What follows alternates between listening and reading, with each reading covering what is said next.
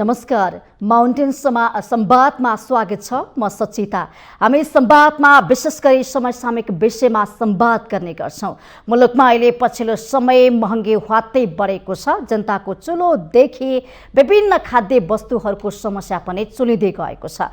जनता अझै छन् समस्या दिनका दिन बढिरहेको अवस्थामा विभिन्न पार्टीहरू भने निर्वाचनको माहौलमा होमिएका छन्। प्रदेश र केन्द्रको निर्वाचन नजिकिँदैछ। यति बेला गठबन्धन गर्ने नगर्ने, गठबन्धन फुटाउने यी यावत समाचारहरू पनि आइरहेको छ। यसको सन्दर्भमा रहेर विशेष गरी आज हामी नेकपा एमाले आज भोलि के गर्दैछ त, नेकपा एमाले देशको पछिल्लो अवस्थालाई कसरी नियालिरहेको छ त लगायतका विषयमा संवाद गर्नेछौँ। र संवादको लागि हामीसँग हुनुहुन्छ नेकपा एमालेका केन्द्रीय सदस्य पनि हुनुहुन्छ, सँगसँगै उहाँ अखिल नेपाल महिला सङ्घको सचिवालय सदस्य बाँके जिल्लाको सह इन्चार्ज पनि हुनुहुन्छ दिपा शर्मालाई आज हामीले बोलाएका छौँ। यहाँलाई स्वागत छ। धन्यवाद। सर्वप्रथम त यो देशको परिस्थितिलाई नेकपा एमाले कसरी निहालिरहेको छ? सर्वप्रथम आज यो मिडियामा बोलाएर मेरो आफ्नो भावनाहरू प्रकट गर्ने जुन समय प्रदान गर्नुभयो यसको लागि मिडिया मार्फत म सबैलाई नमस्कार अभिवादन भन्न चाहन्छु। आज नेकपा एमाले एउटा सशक्त प्रतिपक्षको भूमिकामा छ।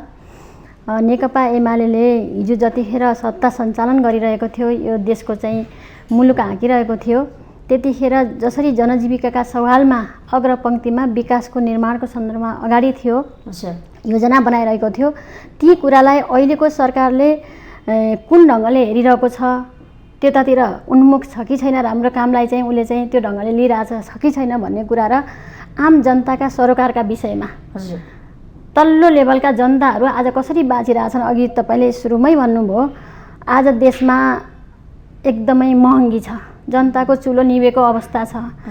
खाद्य वस्तुदेखि लिएर सबै अहिले त यातायातदेखि लिएर सबै मान्छे घरदेखि बाहिर ननिस्किने अवस्था भइसक्यो। सामान्य जनजीवन प्रभावित भइरहेको छ। यो कुरालाई नेकपा एमाले गम्भीर ढङ्गले हेरेको छ। अब देश बनाउने हामीले सुखी नेपाली समृद्ध नेपालको जुन राष्ट्रिय आकाङ्क्षा थियो त्यो कुरा पुरा गर्नलाई त हाम्रा आधारभूत आवश्यकताहरू जबसम्म पुरा हुन सक्दैनन् तबसम्म हामीले समृद्ध नेपालको चाहिँ सपनालाई पुरा गर्न सक्दैनौँ। यो कुरालाई साकार पार्नका निम्ति सरकार सशक्त जनताको जनपक्षीय काममा चाहिँ प्रभावकारी रूपमा लागेको छ कि छैन, हामीले एकदमै गम्भीर रूपमा हेरेका छौँ र सशक्त आवाज पनि उठाएका छौँ। एउटा प्रतिपक्षको नाताले तपाईँहरूले पनि धेरै मिडिया मार्फत हाम्रो चाहिँ नेतृत्वमा रहेका हरेक नेताहरूले चाहिँ उठाउने गर्नुभएको छ। त्यो संसददेखि लिएर संसदभन्दा बाहिर पनि हाम्रा जनवर्गीय सङ्गठनहरूले पनि दिनदिनै घटिरहेका यो समाजमा घटनाहरूको कहाली लाग्दो चाहिँ तस्बिर देखिराखेका छौँ। कुनै जिल्ला छैन बाँकी अहिले दिनदिनैका घटनाहरूले हामीलाई चाहिँ पोलिरहेको छ। यी सबै कुरामा सरकार कतिको संवेदनशील छ। संवेदनशील सरकार चाहिँ गैर जिम्मेवार ढङ्गले चुनावमा केन्द्रित छ कि भन्ने नेकपा एमालेलाई लागिरहेछ। अघि पहिले मैले भने तपाईँहरू पनि जनताको सरकारको विषयमा भन्दा पनि सवालको विषयमा भन्दा पनि कसरी नेतृत्वमा पुग्न सकिन्छ भन्ने त्यतिर अलि लाग्यो जस्तो देखिया छ। अब सरकारको प्रमुख दायित्व भनेको यो मुलुकमा शान्ति स्थिरता अमन चैन कायम राख्नु सरकारको दायित्व हो। त्यसमा हामी प्रतिपक्षको हिसाबले खबरदारी गर्ने कुरा प्रतिपक्ष पार्टीको कुरा हो, हाम्रो भूमिका त्यही छ। तर हामी जहिले पनि तपाईँहरूले देख्नु भएको छ नेकपा एमाले सरकारमा हुँदा या सरकार बाहिर हुँदा आजको हाम्रो भूमिका अहिले पनि तपाईँलाई म दाबीका साथ भन्न चाहन्छु, हाम्रा सबै जति संरचना छ त्यो संरचनामा चाहे त्यो मूल्यवृद्धिको कुरा होस्, चाहे त्यो जघन्य अपराधहरू घटिरहेका छन् त्यसको विषयमा होस्, कोही गएर अगाडिपट्टि सरकारलाई चाहिँ दबाब दिने, सरकारलाई सचेत बनाउने, सरकारलाई त्योपट्टि चाहिँ ध्यान आकर्षण बनाउने कुरा जति अहिले गरिरहेछौँ नेकपा एमालेको नेतृत्वमा विभिन्न जिल्लादेखि सेन्टरसम्म हामीले चाहिँ केन्द्रमा पनि यी कुरा उठिरहेका छन्।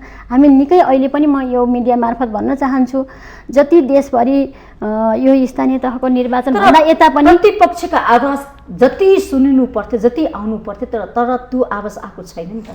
आवाज भनेको सडकमा चाहिँ 2-4वटा गाडी फुटाउने गरी आउने हिजो जस्तो ट्रेन हामीले बसाउने हो कि अहिले हामी यस्तै संवाद मार्फत यस्तै तपाईँहरूका सञ्चार माध्यम मार्फत, आफ्ना विभिन्न ट्विट मार्फत, आफ्ना कमिटीका चाहिँ विज्ञप्ति मार्फत त्यो ढङ्गले हामीले एउटा रचनात्मक ढङ्गले सरकारलाई चाहिँ दबाब दिने त्यो मोडेल हामीले लगिरहेछौँ।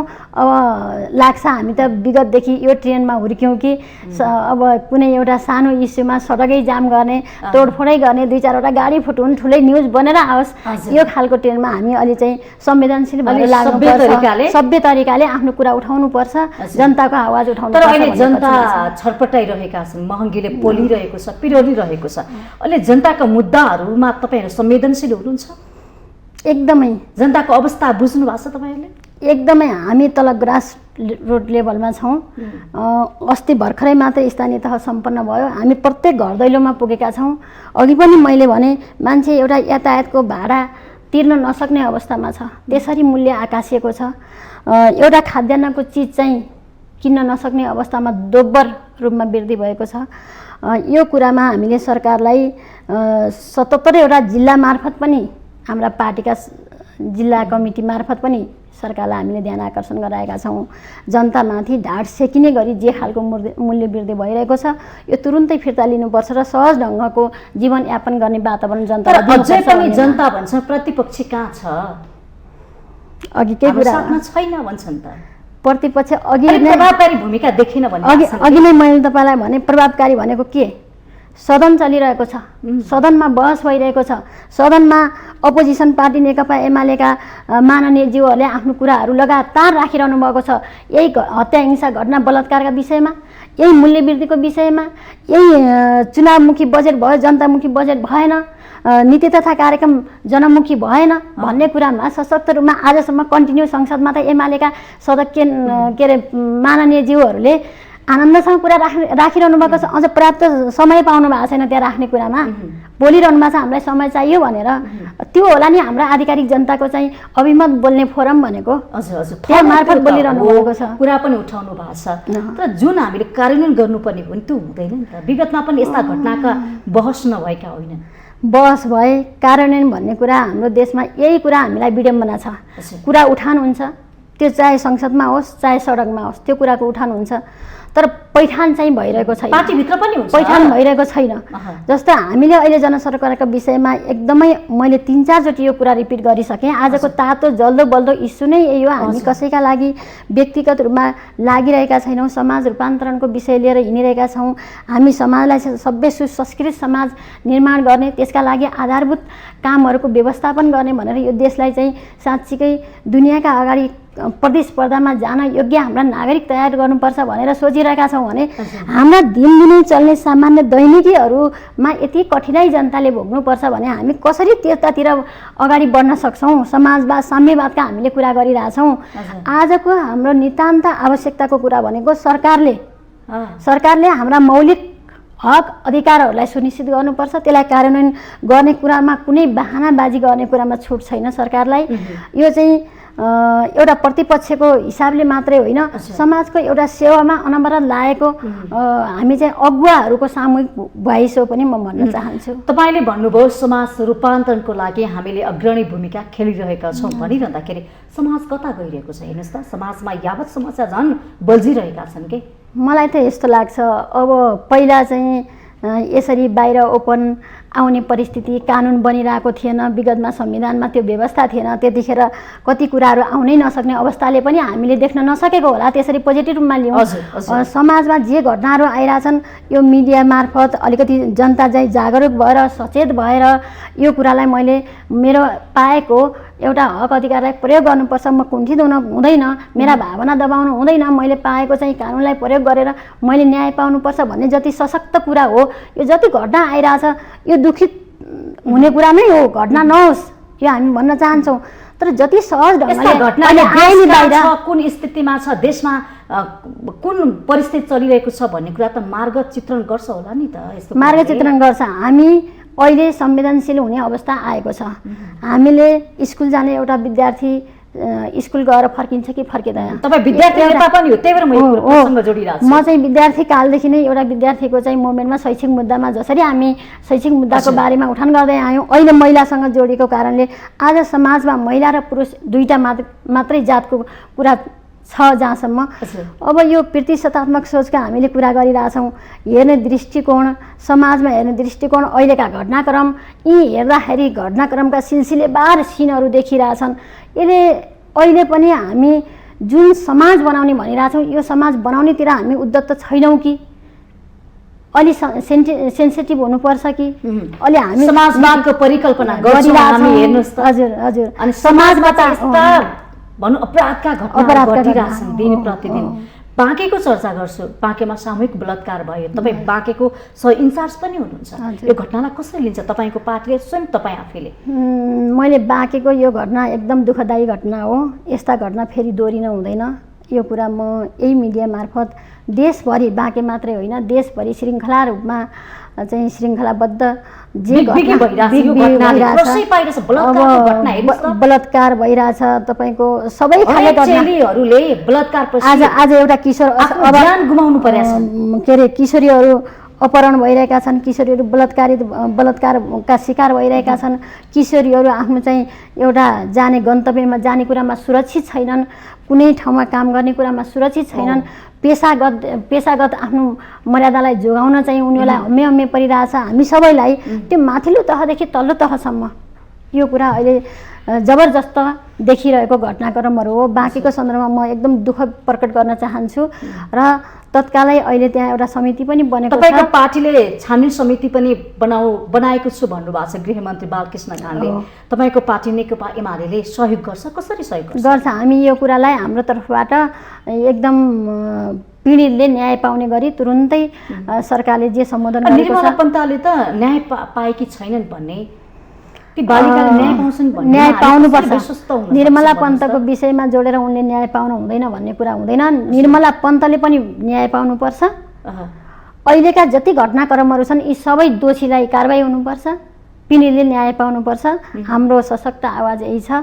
हामी चाहिँ समाजलाई फेरि पनि फरक ढङ्गले कतै मोडिँदैछ कि भन्ने कुरामा सशङ्कित छौँ। अहिलेको युवा जेनेरेसन एकातिर चाहिँ नयाँ ढङ्गले उदाइरहेका छन्, विश्व बजारमा चाहिँ कम्पिटिसन गर्नुपर्छ, हामी विश्व बजारको चाहिँ सिकेर नेपाललाई एउटा राम्रो देश बनाउनुपर्छ। एकातिर विश्वको बजारसँग हामीले प्रतिस्पर्धा गर्नुपर्ने चुनौती छ भने अर्कातिर समाजमा अझै पनि महिला सुरक्षित छैनन्। तपाईँ अखिल नेपाल महिला सङ्घको पनि सचिवालय सदस्य हुनुहुन्छ, त्यो हिसाबले पनि महिलाको सुरक्षाको लागि, हक अधिकारको लागि के गर्नुभयो?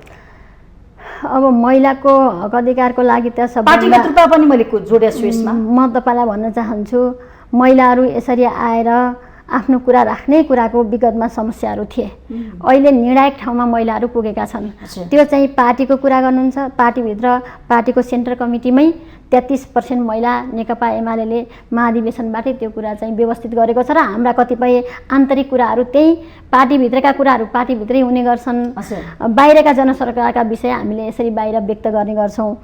अब महिलाहरूको सन्दर्भमा निर्णायक हिजो चाहिँ समावेशीको कुरा थियो, सहभागिताको कुरा थियो। अब अर्थपूर्ण सहभागिता हुनुपर्छ, निर्णायक हुनुपर्छ, पोलिसी मेकिङमा जानेर पनि जुन फोरममा पनि महिला हुनुपर्छ भन्ने जे कुराको चाहिँ राष्ट्रिय बहस यो भइरहेछ, यो कुरा राम्रो दिशातिर गइरहेछ भन्ने कुरा लागिरहेछ। र दोस्रो कुरा उपलब्धिका कुरा गरौँ, 33% संवैधानिक व्यवस्था गर्ने कुरा म एकचोटि स्मरण गर्न चाहन्छु। सम्माननीय राष्ट्रपतिज्यूप्रति सम्मान पनि प्रकट गर्न चाहन्छु।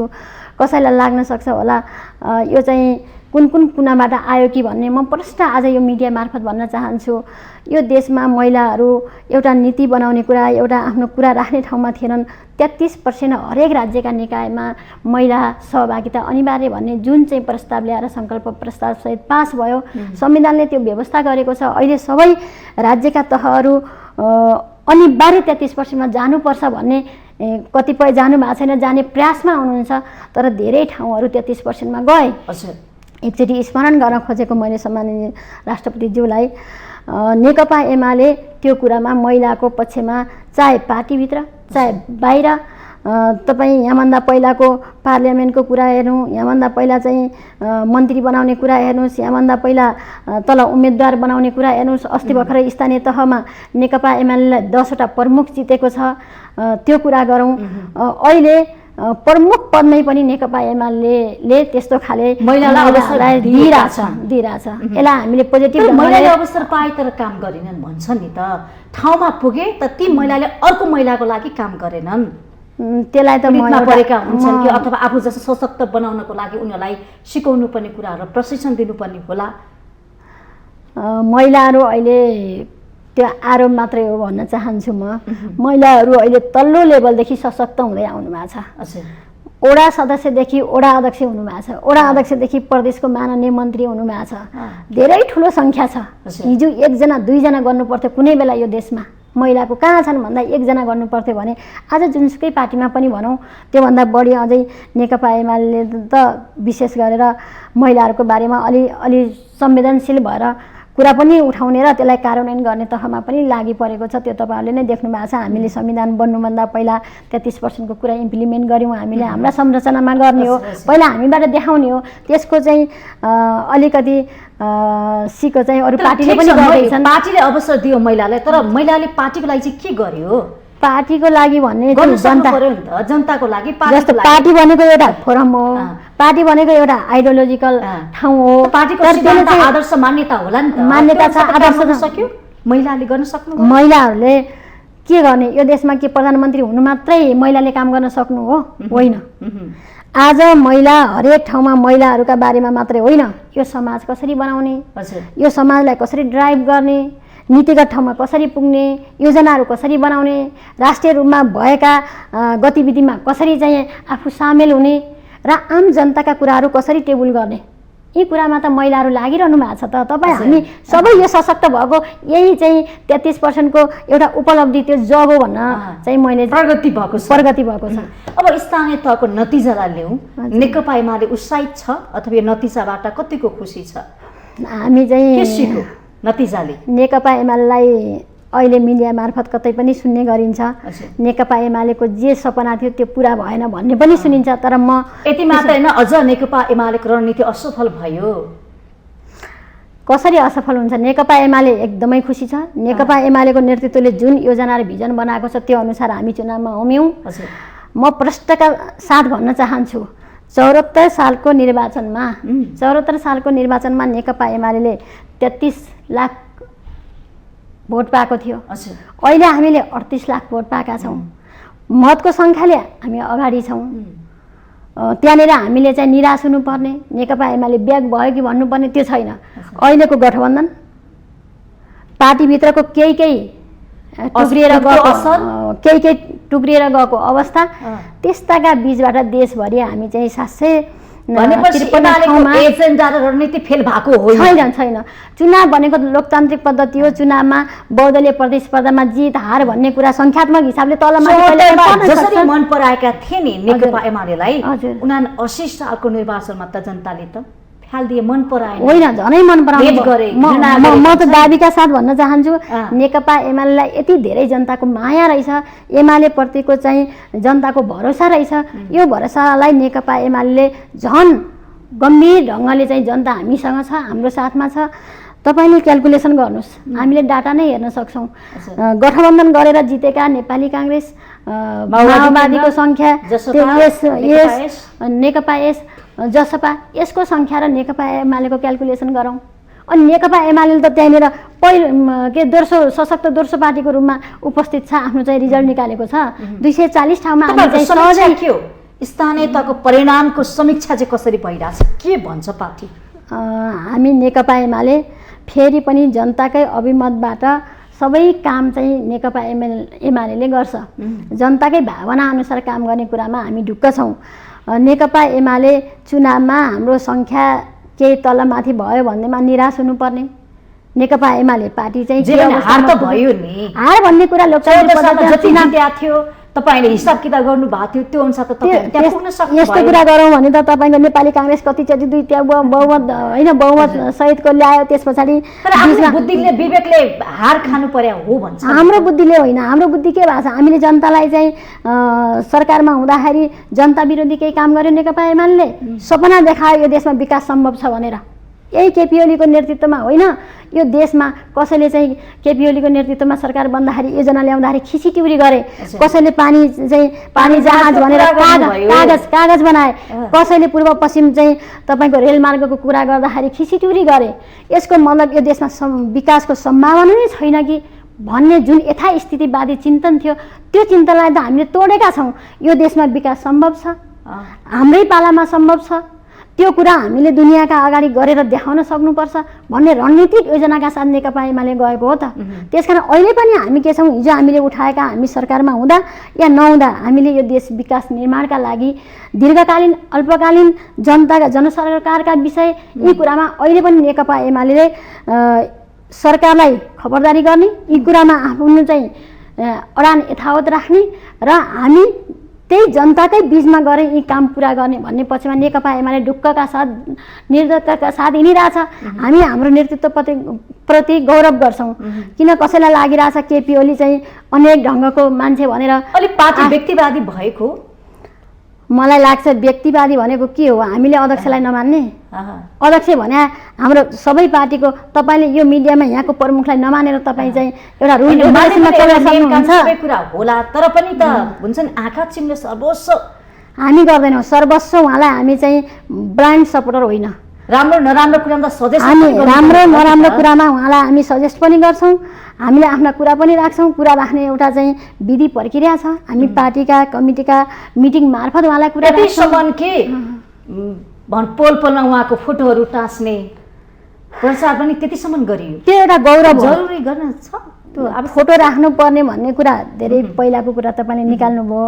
त त्यो अभ्यास अरू पार्टीले गरेका छैन क्या? सभापति पनि छन्, अरू अन्य पार्टीका अध्यक्षहरू पनि छन्, अरूलाई लाग्ला स्थान ठिक छ, तपाईँलाई त्यसमा माइन लाग्यो, तर आफ्नो नेतृत्व प्रति गौरव गर्ने, त्यो गौरव गर्ने खालको काम चाहिँ उहाँले के गर्नुभयो? गौरव भनेको तपाईँलाई म भन्न चाहन्छु, म तपाईँलाई भन्न चाहन्छु यो देशको संविधान बन्ने कुरामा निर्णायक भूमिका खेल्ने एउटा पात्रको रूपमा अहिलेको पार्टी अध्यक्ष हुनुहुन्छ। तपाईँले विगतलाई स्मरण गर्नुहोस्, जतिखेर बिचमा चाहिँ संविधान बन्दै गर्दा संविधान बन्छ कि बन्दैन हाम्रो देशमा भन्ने जुन अवस्था थियो, पार्लियामेन्टको त्यो रमिता हामीले हेरिरहेका थियौँ। त्यसलाई चाहिँ समन्वय गरेर संविधान बनाउने तहमा निर्णायक भूमिका खेल्ने व्यक्तिको रूपमा हो हाम्रो पार्टीको अध्यक्ष। अहिले पछिल्लो चरणमा कुरा गर्नुहुन्छ भने पार्टी अध्यक्षले पार्टीलाई बहुपदीय एउटा सिस्टममा लैजाने, पार्टी आन्तरिक जीवनलाई व्यवस्थित गर्ने भन्ने कुरा, पार्टीभित्रको बहुपदीय व्यवस्थापनको कुरा उहाँको कन्सेप्ट हो।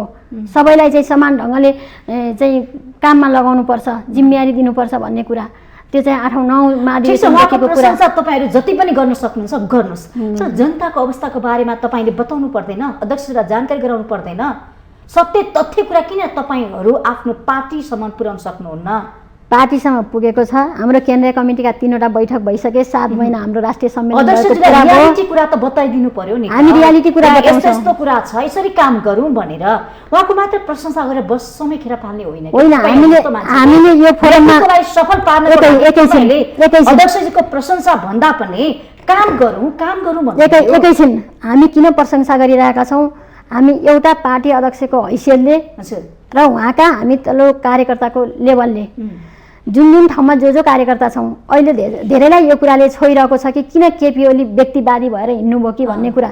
यो बिल्कुलै होइन, यो गलत कुरा हो, गलत आरोप हो। यसको म के भन्न चाहन्छु भने पार्टी पद्धतिलाई अगाडि लैजाने कुरा, पार्टीलाई सङ्गठनलाई बलियो बनाउने कुरा। तपाईँले देख्नुभयो यो चुनावभन्दा पहिला केपी ओलीलाई चाहिँ नेकपा एमाले कार्यकर्ताले माया मात्रै गरेको देख्नुभयो। यो चुनावभन्दा अगाडि केपी ओली जुन ठाउँमा चुनावमा जानुहुन्थ्यो त्यहाँ जनताको लहर देख्नु भएको थियो। जनताले कत्रो जनमानस उपलब्ध भएको थियो त्यो उसमा कार्यक्रममा, जहाँ केपी ओली त्यहाँ जनता। अनि सामान्य अहिले चाहिँ आई हेट पोलिटिक्स भन्ने आई हेट पोलिटिक्स भन्ने युवा जमातहरू अहिले केपी ओलीले गर्दाखेरि पोलिटिक्समा आकर्षित भइरहेका छन्। यो कुरा हामीले पोजिटिभ मान्नु पर्दैन। अहिले हिजो हामीले देख्थ्यौँ 2-3 वर्ष 4 वर्ष अगाडि चाहिँ तर अहिलेको जनलहर हेर्ने भने नेपाली काङ्ग्रेसमा देखियो त्यो कुरा त स्वीकार्नु भोटको हिसाबले संख्याको हिसाबले अहिले जितेको संख्याको हिसाबले पहिलो पार्टी भएको देखियो हैन त्यो कुरालाई चुनावका माध्यमबाट आएको रिजल्टलाई हामीले मान्नुपर्छ स्वीकार्नुपर्छ हामी देशमा चाहिँ एकदमै मान्छौँ यो कुरा भनेको अघि तपाईले भन्नुभयो चुनाव भनेको त जितहारको श्रृङ्खला कहिले कति संख्याले कोही अगाडि कति संख्याले कोही पछाडि हुन्छ यो कुरा हामीले जानेका छौँ हामी भन्छौँ अब आउने अहिले पनि हामीले चाहिँ तपाईहरुको हामी जित्छौँ भने जुन आत्मविश्वास देखाउनु भएको थियो त्यो आत्मविश्वासमा ठेस त पुग्यो नि ठेस पुगेको छैन जनताले हामीप्रतिको माया सद्भाव विश्वास यो सबै कुरा नेकपा एमाले प्रति छ भन्ने कुराको अहिलेको पराजयलाई हल्का रूपमा लिन्छ नेकपा हल्का होइन हामी चाहिँ एक भोटको पनि महत्त्व हुन्छ एक भोटको पनि महत्त्व छ हामी प्रत्येक नेपाली नागरिकसँग फेरि पनि आउने इलेक्सनमा जान्छौँ र फेरि पनि विश्वास जनतासँग हाम्रो भरोसा छ विश्वास छ र जनताकै अभिमतबाट नेकपा एमाले ठुलो हुने हो यति कुरा अहिलेको गठबन्धन सरकारले जो चाहिँ परमादेशबाट अब अहिलेको सरकार त के सरकारको कुरा गरौँ परमादेशबाट सरकार बन्छ यति घण्टामा शपथ खुवाइदिनुहोस् भनेर आदेश जारी हुन्छ त्यसबाट बनेको सरकारले मिले महत्त्वमा यत्रो गठबन्धन भएको छ गठबन्धनको मिले महत्त्वमा सारा निकायहरू सञ्चालित भएर चुनाव गरिएको छ त्यो चुनावमा कतिपय घटनाहरू अहिले पनि तपाईँले देख्नु भएको छ कहीँ चुनाव रोकिएका छन् त्यसको फैसला भएको छैन एउटा हत्या अछाममा एउटा युवाको हत्या गरिएको छ राजनीतिक कुरालाई लिएर 11 वर्षीय युवा भयो निर्वाचनको बेलामा त थुप्रै कुरा घटनाहरू घटे हैन जुन निर्वाचन आयोगले स्वच्छ निष्पक्ष सत्य तथ्य तरिकाले चाहिँ हामी निर्वाचन गर्छु भनेको थियो तर अशान्ति धेरै ठाउँमा छिटफुटका घटनाहरू भए अनि म यस्तो कुरा गर्छु तपाईलाई भन्छु नेकपा एमाले अहिले पनि गर्वका साथ जनताको सामु जान्छ आउने चुनाव फेस गर्छ हामीले अहिले बनेको सरकार भर्खरै नीति तथा कार्यक्रम आयो बजेटको छलफल भइरहेछ म तपाईलाई भन्न चाहन्छु हरेक कुरा छन् त्यो मध्येको दुईटा कुरा मात्रै भन्न चाहन्छु तपाईका बीचमा सेनिटरी प्याड जस्तो संवेदनशील कुरा जो हामीले स्कुलमा लैजानुपर्छ त्यो कन्सेप्ट हाम्रै पालामा आएको हो हजुर हाम्रै सरकार हुने बेलामा त्यो कुरालाई अहिले भ्याट लगाएर बढाएर यो सरकारले गर्न खोजेको के एउटा सानो एउटा उदाहरणको रूपमा मात्रै भन्दैछु त्यस्तै इन्धनको यत्रो चर्को मूल्य भइरहेछ इन्भोइस नम्बरको हिजो आजका कुरा हेर्नुहोस् तपाईँले कति आजित छन् जनताहरू अर्को कुरा यत्रो इन्धनको मूल्य वृद्धि भइरहेछ अर्कोतिर मान्छे विकल्प चाहन्छ खाद्यको अभाव छ चुलो बन्द हुने बेला भइसक्यो इलेक्ट्रिकल भेहिकलको विकल्प सोचिरहेको थियो अहिले इलेक्ट्रिकल भेहिकलमा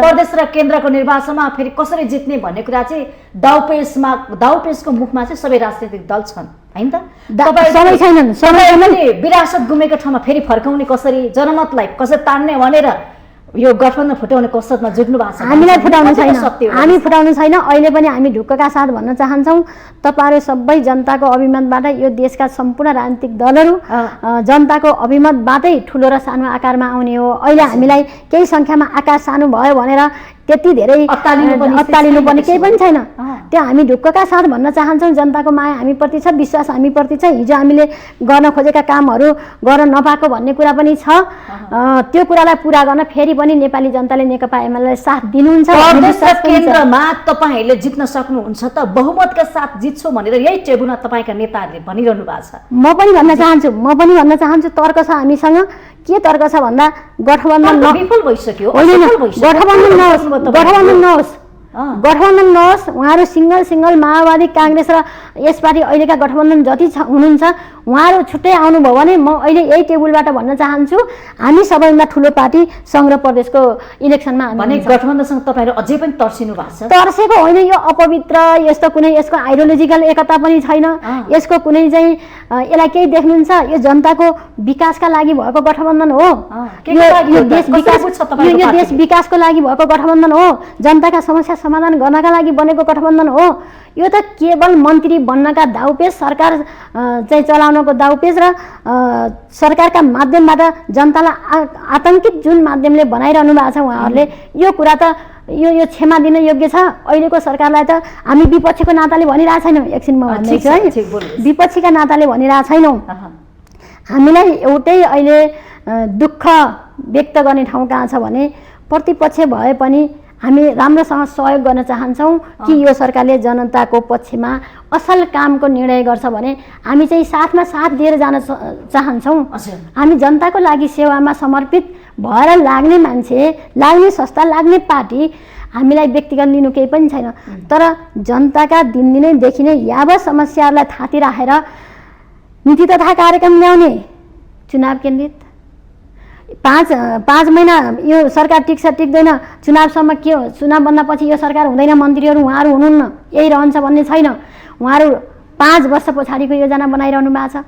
अब बजेटको कुरा गर्नुहुन्छ, ढाड सेकिने गरी सबैतिर छ। उहाँले चुनाव केन्द्रित हुने गरी बजेट ल्याउनु भएको छ। मैले एउटा मात्रै उदाहरण भन्छु, अचम्म लागेर आयो, घर घरमा चुलो बाल्ने रे। यो हास्यास्पद कुरा होइन। विद्युतीय चुलो। म तपाईँलाई भन्न चाहन्छु, नेपालका कति ठाउँ गाउँहरू अन्धकार छन्, बिजुलीका पुल पुगेका छैनन्, बिजुली जोडिएको छैन। त्यतातिर सरकारको ध्यान छैन। यो सरकार त्यतातिर ध्यान दिँदैन। तर चुनावमा प्रत्येक नागरिकका घरमा चुलो पुर्याउने कुरा त चुनाव केन्द्रित कुरा होइन, चुनावलाई असर पार्ने कुरा होइन। त्यसकारण यो एउटा उदाहरण मात्रै भन्न खोजेको। यस्ता यावत कुराहरू बजेटमा तपाईँहरूले सहयोग गर्नु न, असहयोगै गर्ने हो त? त्यसो भए मैले अघि पनि दिनसम्म हेर्ने भने संसदमा पनि यो विषयमा तीव्र छलफल भइरहेछ कि आज पनि आजका दिनसम्म संसदमा बजेटको बारेमा छलफल भइरहेछ। हामी भन्न चाहन्छौँ चुनाव केन्द्रित गरेर ल्याइएको बजेट त्यो हेर्दैखेरि बजेटको सिलिङ हेर्दै थाहा हुन्छ। मैले मात्र एउटा सानो कुरा इन्जेक्सन चुलोको कुरा गरेँ, जोडेँ। यस्ता धेरै कुरा त्यहाँभित्र छन्। मैले यी सबै कुरा त्यहाँ तलब वृद्धि, यी सबै चुनाव केन्द्रित कुराहरू छन्। मैले भन्न खोजेको कुरा, मैले भन्न खोजेको हिजो कसरी खुसी छन्, निजी क्षेत्रलाई चाहिँ प्रोत्साहन दिएको छ। अहिले नै निजी क्षेत्र, नेपालको निजी क्षेत्र त्यो ठाउँमा पुगिसकेको अवस्था जस्तो लाग्दैन मलाई। हिजो पनि सरकारको बजेटलाई निजी क्षेत्र मार्फत काम गर्ने गरिएको थियो। जति पनि कामहरू भइरहेका थिए विकास निर्माण सम्बन्धी, त्यो चाहिँ सरकारकै बजेटबाट गरिएको थियो भने अहिले नै सबै कुरा निजी क्षेत्रले गर्न सक्छ भन्ने कुरा त्यो आधार बनिसकेको छैन नेपालको कन्डिसनमा। म यति कुरा राख्न चाहन्छु, त्यहाँभन्दा बढी मैले भनिनँ। हाम्रो मिडिया मार्फत सम्पूर्ण नेपाली दाजुभाइ दिदी बहिनीहरूलाई एउटा मात्रै के छ भन्दा, हामीले अहिले सरकारले हाम्रा जनजीविकाका सवालमा, राष्ट्रिय विकासका कुराहरूमा तीमा कति संवेदनशील भएर हिँड्यो। यो गठबन्धन केका लागि? तर यो बजेटले राम्रो कुरा पनि ल्याएको छ नि त। कृषिमा रूपान्तरण गर्ने, गरिबी निवारण गर्ने, रोजगार सृजना गर्ने, निजी उद्योग धन्दाहरू खोल्ने, वीरगन्जमा अब खोल्ने सञ्चालन गर्ने कुराको छ। बन्द भएका त्यो उद्योगहरू सञ्चालन, राम्रो कुरा होइन र? शब्दमा निकै राम्रो छ, शब्दमा सौन्दर्यता छ होइन, नीति तथा कार्यक्रममा। म भन्न चाहन्छु केपी ओली प्रधानमन्त्री हुँदाखेरि, फेरि तपाईँले नाम जोड्यो भन्नु होला, ठिकै छ, त्यहाँ चाहिँ प्रधानमन्त्री स्वरोजगार कार्यक्रम तलसम्म ग्रामीण ठाउँमा जनतासँग जोडिने तरिकाले गयो। त्यो एक ढङ्गले राम्रै ढङ्गले सञ्चालन भइरहेको थियो। एउटा मात्रै उदाहरण। त्यसैलाई मोडिफाई गरेर अहिले कुनै चाहिँ निश्चित समूह बनाएर बाँड्ने खालको सरकारलाई तलका स्थानीय सरकारहरूलाई अलि बाहिर राखेर सो ढङ्गले माथिबाटै चाहिँ चलाउने ढङ्गका योजनाहरू बनिरहेका छन्। मैले भन्न खोजेको कृषिमा पहिलाभन्दा बजेट घटाइएको छ, अनुदान घटाइएको छ। अनि कसरी चाहिँ त्यो शब्दमा राम्रो भएर भएन नि त। त्यसको चाहिँ दीर्घकालीन गर्न कार्यान्वयन तहमा चाहिँ जानु पर्यो। सक्दैन सरकारले यो बजेटको खर्च गर्न। जस्तो अहिले नेपालको परिस्थिति, कृषिमा हामी जति बलियो भयौँ, जति आत्मनिर्भर भयौँ, त्यति नेपालीको चाहिँ अपग्रेड हुने कुरा, हामी जे सोचिरहेका छौँ आत्मनिर्भर बन्ने कुरा, केही 1-2वटा चिजहरूमा पनि बन्दै गइरहेको पनि छ। र हामी हरेक चिजमा आत्मनिर्भर बन्न चाहन्छौँ। त्यसको एउटा आधारभूत तह भनेको कृषि नै हो। कृषि नै हो। कृषिमा अहिले हिजोको बजेटभन्दा बजेट घटाइएको छ, अनुदान घटाइएको छ। अनि भन्दाखेरि चाहिँ कृषिलाई प्राथमिकता दिएका छौँ भन्ने, अनि यता बजेटको सिलिङ हेर्दाखेरि चाहिँ घटाएर ल्याउने, कहाँनिर त्यसको तालमेल मिल्यो काहीँ थियो? भाषण गरेर त भएन नि। त्यसकारण कृषि मात्रै होइन, कृषि धराशायी भएको पर्यटन क्षेत्रलाई उकास्नु छ, 2-3 वर्षदेखिको कोभिडले थला पारेको अर्थतन्त्रलाई उकास्नु पर्नेछ। हामीमाथि अर्थतन्त्रको अहिले जटिल परिस्थिति देशमा पैदा भएको छ। अहिले हामी एउटा सामान्य लोन लिन ब्याङ्कमा जाँदा पैसै दिँदैन, पैसै छैन भनेपछि हुन्डीको कारोबारलाई यो सरकारले प्रशय दिएको छ। त्यस्ता कुरा चलिरहेका छन्। अब अहिले चाहिँ देशमा पर्यटन ठप्प छ, कृषिका कार्यक्रमहरू हामीले भने जस्तो उत्पादन भइरहेको छैन, त्यो पनि निर्यात हुने कुरै छैन। अहिलेसम्म निर्यातको कुरा आयातमुखी भएको छ। हामी आयातले गर्दा चाहिँ आर्थिक रूपमा कमजोर बनिरहेका छौँ। यो आयात रोक्ने र निर्यात गर्ने कुरामा जबसम्म हामी आत्मनिर्भर ढङ्गले सामूहिक ढङ्गले खेती प्रणाली गर्ने, उन्नत तरिकाले गर्ने, अलिक वैज्ञानिक ढङ्गले कृषि प्रणालीलाई लैजाने कुरा गरेनौँ भने हाम्रो चाहिँ हिजोदेखिको जे परम्परागत शैलीको कृषि प्रणाली छ अब अलिअलि त सुरु भइरहेछ। भनेपछि यो बजेटले जनताको जनजीविका, अहिलेको आवश्यकता, अहिलेको परिदृश्यलाई सम्बोधन गर्न सक्दैन? म तपाईँलाई भन्छु, मेरो निष्कर्ष यही हो। अहिले यो चुनाव केन्द्रित बजेट भयो, जनताको जनतामुखी बजेट हो, जनतामुखी भएन, जनताको हित जनताको आधारभूत तहसम्म पुग्ने खालको बजेट भएन। यो कुरालाई हामी अहिले पनि, तर यो बजेट त फोटोकपी भन्छन् नि, नेकपा एमाले ल्याएकै बजेट भन्छ। त्यसमा त यस्तो छ कुरा, नेकपा एमाले अलिकति प्रोग्रेसिभ ढङ्गले ल्याइरहेको थियो। जस्तो मानौँ कुन गरेका थियो, पूर्व पश्चिम राजमार्गलाई फराकिलो बनाउने, त्यो कुरा त हामीले भनिरहनु पर्दैन। त्यो कुरा फराकिलो बनाउने कुरा, रेलमार्गको कुरा, जलमार्गको कुरा, तपाईँको पारवाहन सन्धिको कुरा, हवाई मार्गको कुरा, अहिले तपाईँका अन्तर्राष्ट्रिय विमानस्थल बनेका कुराहरू त्यही कन्टिन्यू भइरहेछ। यस्ता खालका कामहरूलाई उहाँहरूले गर्नुहुन्छ कि नै भनेर एमाले हेरिरहेको थियो। किन उहाँहरूले हामीलाई अघि पनि मैले भने एउटा कागज बनाएर उहाँहरूले जे हामीलाई राष्ट्रिय राजनीतिमा असर पार्न सकिन्छ कि भनेर केपी ओलीका विरुद्धमा जे खालको अभाव फैलाउन खोज्दै हुनुहुन्थ्यो त्यो अहिले के प्रमाणित भएको छ। हामी खुसी पनि छौँ। अन्ततगत नेपालको विकासको कुरा चाहिँ नेकपा एमाले दीर्घकालीन रूपमा ल्याएका जे रणनीतिक योजनाहरू छन् त्यो चाहिँ हामीले बाहिर राख्यौँ भने हामी यो सरकार कुनै दिन पनि एक दिन पनि टिकाउन सक्दैनौँ। जनता त्यसरी चाहिँ त्यसको विरुद्धमा हुन्छन् भन्ने त्यो महसुस भयो यो सरकारलाई भन्ने लाग्छ मलाई। भनेपछि यो बजेटमा कुनै नयाँपन, नयाँ कुरा, नयाँ सृजनात्मक रचनात्मक कुराहरू छैन। रचनात्मक देशलाई चाहिँ एउटा ऊर्जा दिने खालको छैन। ऊर्जा दिने खालको छैन। युवालाई केही ऊर्जा दिने खालको छ। तपाईँले यो देशमा पठाउँदैन नेपालमै। मलाई त कतिसम्म लाज लागेर आयो। चुनाव ताका तपाईँहरूको यसो तपाईँले पनि हेर्नुभयो होला, यो देशको फर्स्ट लेडी, यो देशको प्रधानमन्त्रीको चाहिँ मिसेस उहाँ गएर 2-4जना मान्छेलाई भोट माग्नको लागि म चाहिँ मलेसिया पठाइदिन्छु भन्ने यस्ता आपत्तिजनक कुराहरू पनि नआएका होइनन्। त्यहाँबाट हामीले देख्छौँ कि यो सरकार कतातिर उन्मुख छ, युवाहरूको आँखामा युवाहरूलाई कतातिर ड्राइभ गर्न खोजिरहेछ, युवाहरूको बारेमा रोजगारीको कुरा के ल्याउन खोजिरहेको छ, युवाहरूलाई विदेशबाट फर्काउनको लागि के रणनीतिक योजना बनाएको छ, त्यो कुरा केही देखिन्छ? केही पनि देखिँदैन। मलाई त अर्को हास्यास्पद कुरा के लाग्छ, आशा लाग्दो बजेट छैन, अवसर छैन, सम्भावनाका ढोकाहरू खुल्दैनन्। यो बजेटले खुल्दैन। यो बजेटले देश निर्माण गर्नको लागि टेवा पुर्याउने बजेट छैन। यो बजेटले चुनाव गर्छ।